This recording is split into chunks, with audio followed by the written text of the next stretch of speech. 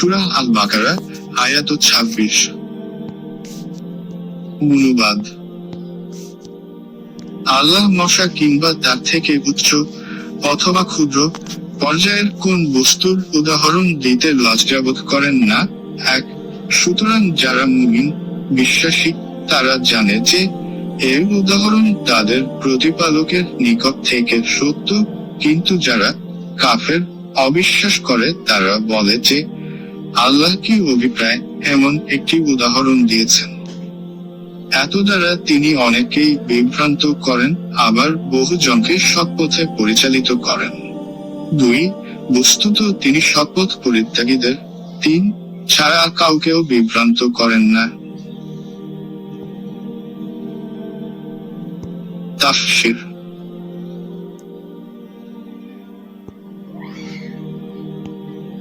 এক, যখন মহান আল্লাহ অকাট্য দলিল দ্বারা সাব্যস্ত করে দিলেন যে বুরানো এক মুজিজা অলৌকিক নিদর্শন, তখন কাফেররা অন্যভাবে অভিযোগ উত্থাপন করে বলল যে যদি এটা আল্লাহর বাণী হতো তাহলে এমন মহান সত্তার অবতীর্ণ করা বাণীতে এত ছোট ছোট জিনিসের দৃষ্টান্ত থাকতো না। আল্লাহ তাআলা তাদের কথার উত্তর দিয়ে বলেন যে কথার পরিষ্কার ব্যাখ্যা দানের উদ্দেশ্যে এবং কোন যুক্তিসঙ্গত কারণে দৃষ্টান্তসমূহ পেশ করাতে কোন দোষ নেই, আর এই জন্য এতে কোন লজ্জার সংকোচ নেই।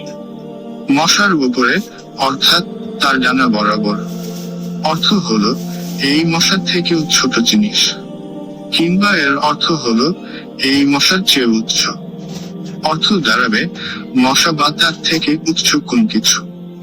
শব্দের মধ্যে উভয় অর্থেরই প্রশস্ততা রয়েছে। 2, আল্লাহর উপস্থাপিত দৃষ্টান্তসমূহ দ্বারা ঈমানদারদের ঈমান বর্ধিত হয় এবং কাফেরদের কুফরি বৃদ্ধি পায়।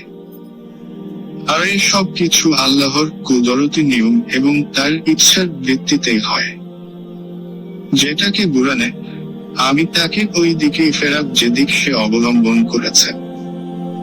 সূরা নিসা 4:115 আয়াত। এবং হাদিসে অর্থাৎ প্রত্যেকের জন্য সে জিনিস সহজ করা হয় যার জন্য তাকে সৃষ্টি করা হয়েছে। সহিহ বুখারী তাফসীর সূরাতুল লাইল বলে আখ্যায়িত করা হয়েছে। 3, আল্লাহর আনুগত্য থেকে বের হয়ে যাওয়াকে বলে। আর এটা আল্লাহর আনুগত্য থেকে বের হওয়া সাময়িকভাবে একজন মুমিনের দ্বারাও হতে পারে।